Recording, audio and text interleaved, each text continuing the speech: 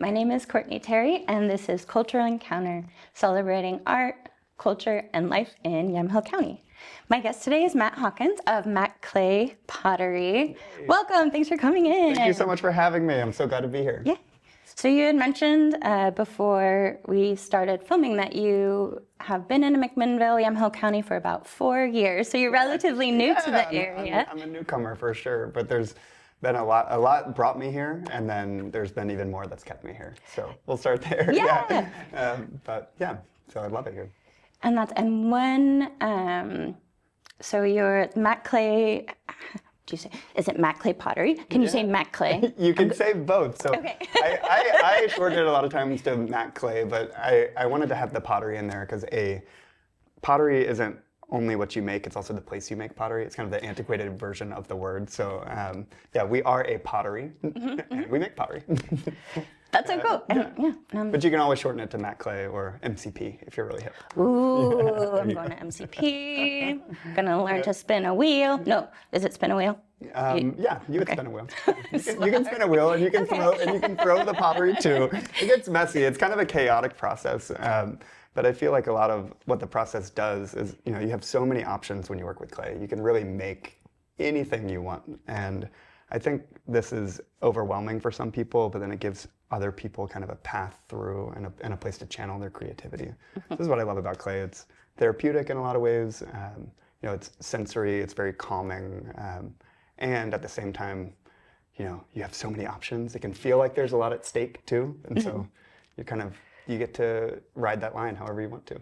Yeah. And what led you to finding pottery? Oh, well, that's a great question. Well, I'm from Atlanta originally, and both my grandparents had very cool pottery collections from folk potters in Georgia, South Carolina, North Carolina. So I grew up around a lot of great, some of the great folk traditions of pottery in America. And I never made pottery until I was an adult. Kind of went through some traumatic experiences, and I was looking for something to kind of steady my boat, and that became wheel throwing. So when I was living in Brooklyn, New York, I started throwing pottery and kind of kept up a very casual garage practice. Never had a kiln, just threw pots and then would cut them in half, and that would be it. And then I moved to McMinnville to join the wine industry. Worked at a few great wineries around here, continuing my garage practice of just throwing pots and cutting them in half, and was starting to feel a little like I wanted more. So looking around for community to make art with, and all the resources that come with that, kilns, shelf space, wheels, all of these things are pretty they're barriers to the entry. Yeah. So you can't necessarily have a great practice unless you are kind of all in on it. Surprisingly, McMinnville, that has kind of everything else and an amazing art community, an incredible high school program here. Linfield has a great program. There is nowhere for someone like me to make pottery in a supportive environment. So kind of had that realization 18 months ago, and then tomorrow we have our 1-year anniversary. Yeah. And so it's that's kind of how I just kind of looked around and talked to a lot of people who said, I drive to Newburgh, I drive to Portland even, I drive to Salem. And I was like, let's bring that here, let's collect that energy here and build a community around it. And the space you found was in the Boho building over on First Street? Yes, so we're in big building on First Street. We're facing the railroad tracks. If you are walking down First Street and you see this big tile sign on the side of the building, that's us. We are open for classes, workshops, and by appointment. So the bread and butter of our business are 6-week classes.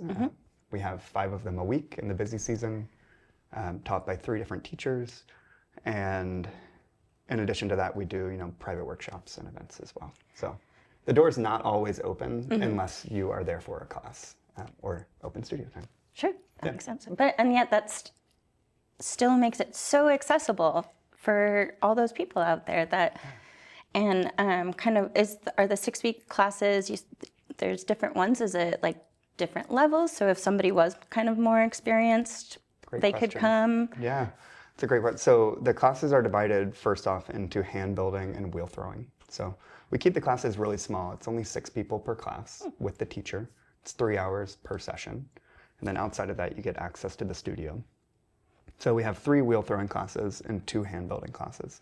They're all kind of positioned as beginner intermediate classes, although the size of the classes and the experience of the teachers means that you can easily navigate those things. And to me, there's nothing I hate more, as an adult than being in like a beginner class. It's like we're like we can take and digest like complex things even when we're learning new stuff. So I think the point is to really try to encourage people to see the art really well and to engage with it, and then therefore engage with themselves. Yes. Yeah, I'm really into like the kind of heady spirituality of like how what you make makes you and how they inform each other. So this is like something I love to. Well, you're here for the beginner class, but you get more. Yeah.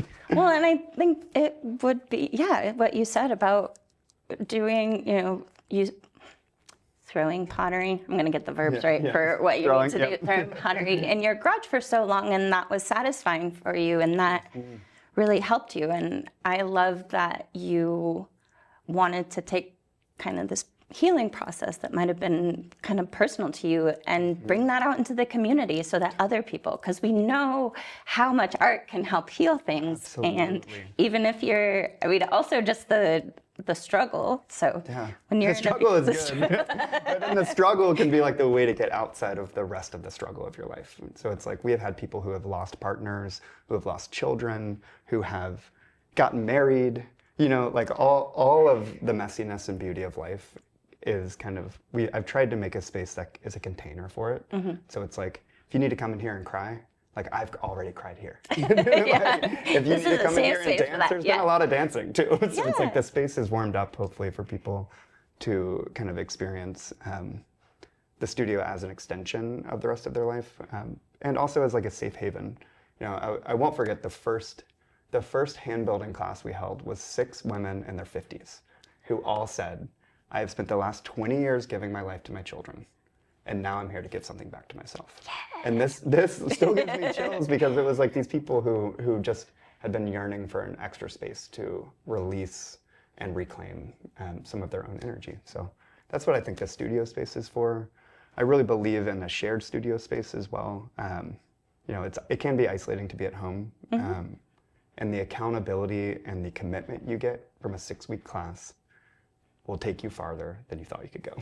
It's showing your stuff to people, critiquing it in a group setting, if you're open to it. Yeah. But I think that these things are really can take what is often seen as an isolating experience, making art. You're usually by yourself, and to do it by yourself next to someone else can actually like free you from a lot of the weight and the kind of pressure you put on yourself. So. Yeah, it's been amazing to see people come in heavy and leave light, or leave light and leave carrying a lot of pottery. But yeah,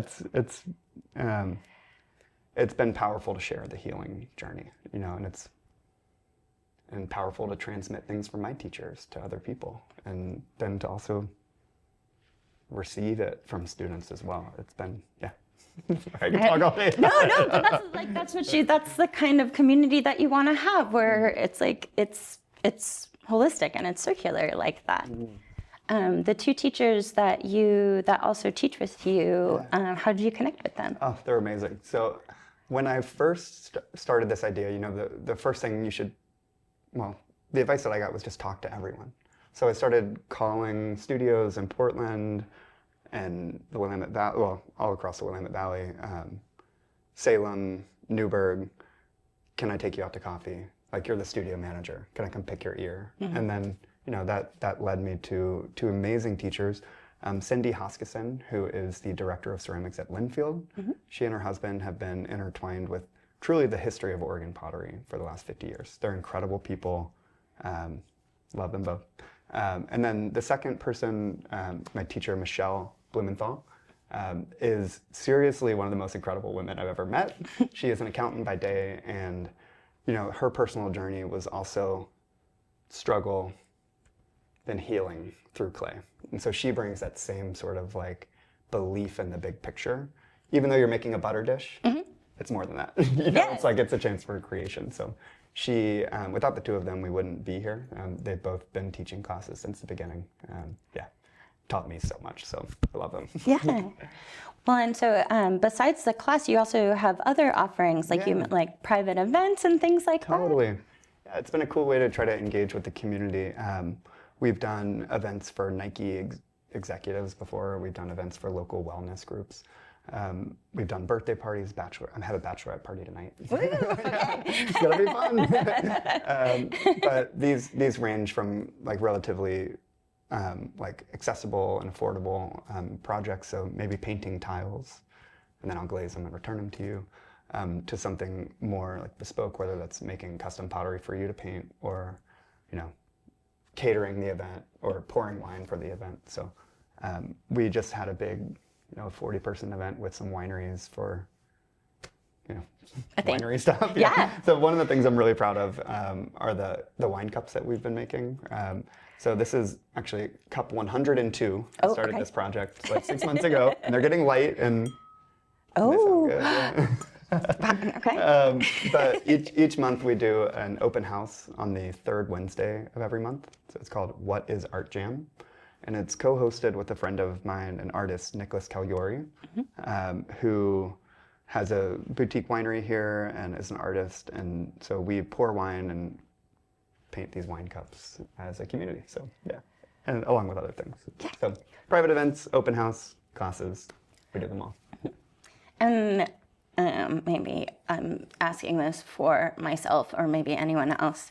If anyone feels very intimidated by the sculpting and the clay, even, like, what would you say to meet us? No, it's such an art, the feeling of art, like the pressure of making art can be very intense. And so like one way to free yourself up, we're doing craft here. Yeah. It's not that craft is like lower, but like craft we can like fall back on different like criteria for like why and how we appreciate them. It's like this isn't a fine piece of art, it's a cup. So even a 2-pound cup you can drink from. So it doesn't have to be perfect, and we can let go of those notions. But the other, when was the last time you played with Play-Doh? When was the last time you felt free to be a kid? Like these are the questions that can also lead you to a pottery studio. I want to make something with my hands. I want to keep my mind sharp. I had an 85-year-old man take a class with me. He took 2 classes, and I was like, and he, from the outside, his art may not turn heads. To me, it's the most powerful stuff made here. And so like the art, we don't judge it just by is it good or bad. It's kind of like, did you participate in the making? Yeah. Can you give yourself to it? That's what I love to see. So, and everyone can give themselves to art. This is the thing. It's Play-Doh.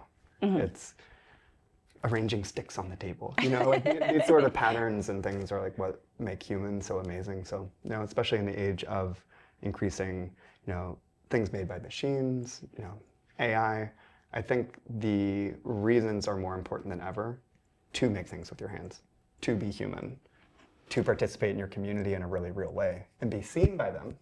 So that's why we have MacClayPottery. I hope everyone will come and take a class with us. MacClayPottery.com is our website. We have 6-week classes, always in session or bookable. So yeah, MacClayPottery.com. That's wonderful, and congratulations on your anniversary. But it sounds like you've made a really incredible space for art and community and a place for potters to congregate here in McMinnville city limits. Come hang out. Yeah, we'd love to see everybody here. And so hopefully down the line we'll be a part of the studio tour. And the art community here is so rich already. We're just trying to fit in and make friends, and seems like everyone's been so friendly so far. So yeah, thank you for having me on. It's been really fun to share the story. Wonderful. Well, thank you, Matt. Yeah. I'm Courtney Terrry, and this has been Cultural Encounter.